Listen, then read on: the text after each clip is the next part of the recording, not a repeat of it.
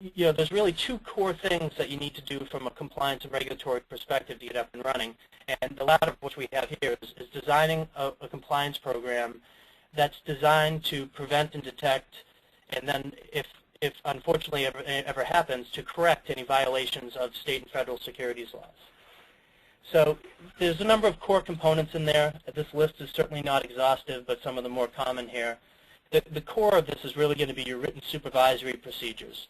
And that document should be a living and breathing document that grows with you as your business grows.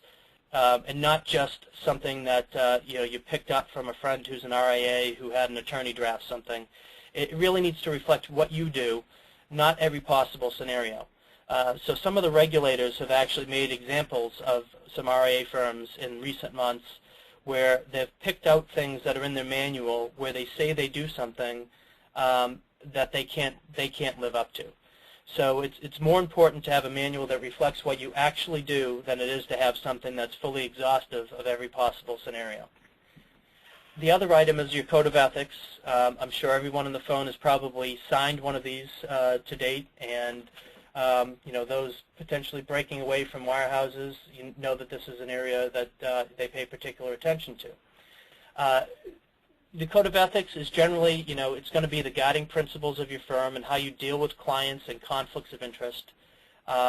So, put some time and effort into that, and let that, again, be a growing document as you evolve your firm. The privacy policy, Regulation SP is one of the core rules out there that you'll need to follow with respect to protecting your clients' personal information, their data, and other components. So, Blaine will talk a little bit about, tech and ops, but one of the things to consider when you're picking various technologies is to ensure that you're basically providing technologies where you can have a reasonable assurance that you're protecting your client's data all the way through the life cycle of managing the client, from when they're an initial prospect all the way through to them being an ongoing client of yours. The other thing about the privacy policy, it is required that you provide that at the start of an agreement with the client, and then you have to provide that annually to the client as well. The business continuity plan is another document that probably everybody's familiar with, but you have probably a different perspective of how important it is and how you should integrate it into your business. Many of us come from the large organizations at one point or another in our life, and the rule was generally written around the 100,000 person firm, the 10,000 person firm, and some of you might be thinking, oh, business continuity, I'm a one-person shop. Well, the law still contemplates that you have to follow the same steps, but generally what we advise people to do with the business continuity plan, and similar to some of the stuff you may hear from Blaine on the tech and ops, is design an effective operating model where your technologies are integrated with each other and you have a good data model and operating model for your business.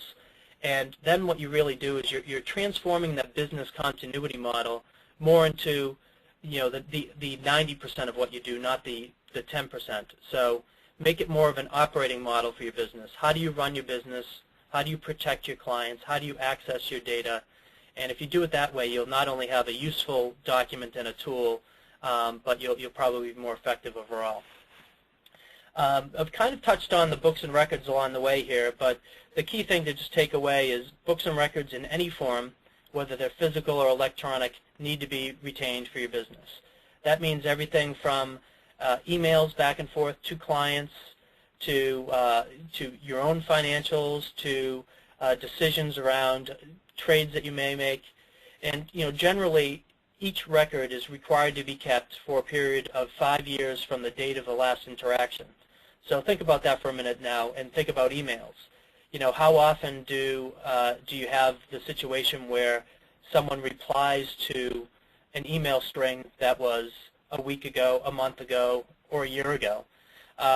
So essentially, you could be retaining information for significantly longer than a 5-year period. But really the core thing to take away here is that you have to have a plan. So you're not required to have everything in physical paper files, nor are you required to have everything electronic. But what you are required to do is to have a methodology and follow that methodology and be able to produce the documents not only to evidence that the strength of your own compliance program, but to meet any of the regulatory requirements as well. So I kind of covered email monitoring and retention in there, but that's an important component that we should talk about a little later.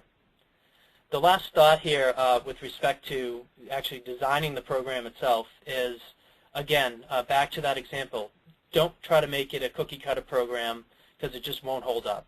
So it needs to be reflective of what you do, and it needs to evolve when your business evolves. On an ongoing basis, there's also a number of things that you need to do to maintain your firm. Some of the most notable things don't really need to be they don't need to be a major burden. So each firm is required to have a designated chief compliance officer. That chief compliance officer does not need to have any special qualifications. They only just need to be a knowledgeable person that has the ability to actually affect change in the firm. So basically, the ability to find a problem and the authority to fix a problem. So many of you may be one-person firms, and you will also be the chief compliance officer. So with that, on an ongoing basis, you're going to have a number of requirements as the chief compliance officer that you need to follow for your firm. First and foremost, you always want to make sure your registration remains effective. The states are always going to be looking for their fees, and generally an email should go out to you towards the early December, late November, early December time frame as a reminder. But if it doesn't, not getting an email is not a defense for not having your individuals signed up. So the last thing you want to be is accused as practicing as an investment advisor or an investment advisor rep without the proper licensing. The states can levy heavy fines on those, and they could even shut you down. So, but by all means, that's something you always need to be thinking of there. The next real component is making sure that your compliance program continues to be effective. And in order to do that, there's a couple schools of thought with this.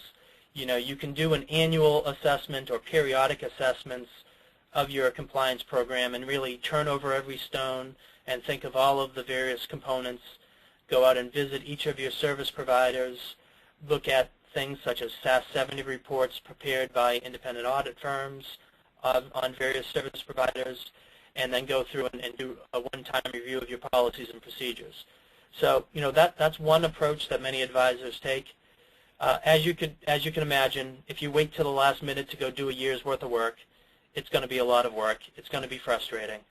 So really what the best approach to do is to develop a compliance calendar that really puts out on a rotational basis all of the core tasks that you need to take care of during the year, and just manage it as part of your operations. So a good example would be testing the books and records of your custodian to ensure that they continue to maintain transaction journals and position history and so forth. Instead of going through and doing an exhaustive forensic test at the end of each year, when you go in to do your fee billing, take random sample accounts and go try to look back over periods of time and pick Mrs. Smith's account and try to find it for last March and see if you can pull up all of the detail that you need. And various quick checks that can take the burden off of the compliance but really still give you the comfort that all of the folks that you've delegated to are actually doing their jobs effectively. The other part is maintaining your infrastructure, your manuals, your contracts, your business continuity plan, all of those components. Things will change, and you need to make sure that your documents change with them. So you need to schedule and block off some time, at least once a year, either to do individually or receive some assistance to go in and review and make sure that all of these things that are the cornerstone of your compliance do still meet the securities laws and more importantly, actually what your business model looks like. I basically just talked about the service providers there. For any of your service providers, you want to be checking in on them on a regular basis to make sure that they continue to provide the level of service that you would expect for your clients, and that to ensure that there aren't any potential regulatory issues, privacy concerns, or anything else of that nature. So items like a SAS 70 report and so forth are great. In the interest of time, I won't go through all of the details of other items here, but one key thing to mention, advertisements, very different from the FINRA regime. As you're used to on the FINRA side, some of you, the advertisement is usually a pre-approval process, and that could take the form of anything from a website, a mass mailing, a firm presentation, or even some tweets out on Twitter. So with the RAA, it's a principles-based approach. The foundation of it is truthfulness and accuracy. There are some disclosures that you're going to want to put in various things, advertising pieces, especially if you do performance advertising. But generally speaking, you're not getting this pre-approved by anyone, so you really need to understand what the rules are in order to do this effectively. Chris, can you make a consultant your chief compliance officer? Are RAAs doing that? Well, from a technical answer, yes. But what I'll say about that is, there's no specific rule that says that the compliance officer has to be an employee. But what the compliance officer does need to do is to be able to instill a culture of compliance, and they have to have the ability to affect change within the organization. So I guess to really answer that question, I think it would be rather challenging to do that from afar. So it certainly can be an independent contractor that is, there and closely available to your firm, that is on site on a regular basis, has full access to, to the principles of the firm, and really has a seat at the table and the ear of everybody there. If you can really meet all of those items, then you certainly can bring somebody in who's a 1099 employee.